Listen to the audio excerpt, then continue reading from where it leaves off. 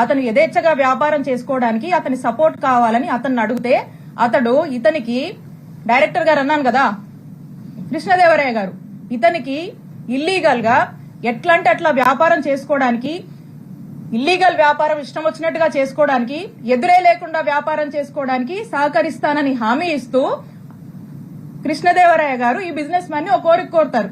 ఏంటంటే, నా టార్గెట్ విడుదల రజని. ఈ విడుదల రజని మీద తన్ని డిఫేమ్ చేయాలి, తన మీద ఏదో ఒక కంప్లైంట్ పెట్టండి, తన్ని డిఫేమ్ చేద్దాము. కంప్లైంట్ పెట్టించడము, ఆ పైన ఫాలోఅప్లు వ్యవహారాలు మొత్తం నాది బాధ్యత.